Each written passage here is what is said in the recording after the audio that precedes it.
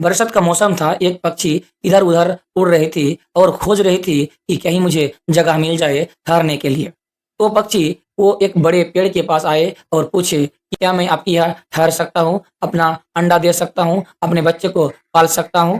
तो उस पौधे ने सीधा मना कर दिया कि नहीं। पक्षी को लगा कितना घमंडी है और वो फिर आगे बढ़ा।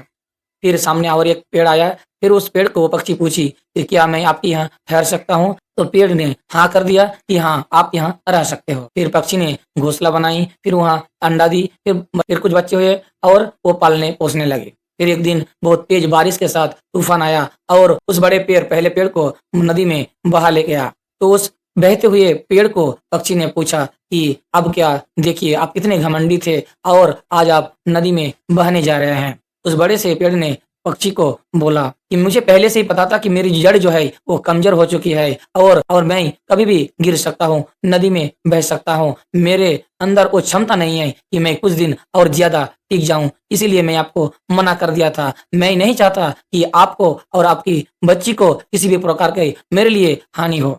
इस छोटी-सी कहानी से हमें क्या शिक्षा मिलती है? अगर हमें कोई ना कह देता है, तो हम सीधे उनको एरोगेंस, एटीट्यूड, घमंड में लाकर खड़े कर देते हैं कि वो बहुत घमंडी है। ऐसा नहीं है, हो सकता है कि उसके नाम में ही आपके लिए कुछ भलाई हो, जो आपको ना कह रहा है, उसकी सिचुएशन में है, वो हम नहीं जानते हैं। हो सकता है कि उसके अंदरूनी मामले और कुछ हो और हम कुछ और सोच रहे हैं। तो आज से यही शिक्षा लेंगे कि कोई भी जो हमें ना कहते हैं, हमें घमंडी लगता है, ऐसा नहीं भी हो सकता है, ऐसा भी हो सकता है कि वो जो उसका जो एटीट्यूड है, उसका जो कहना है, उसमें कुछ और है और हम और कुछ सोच रहे हैं।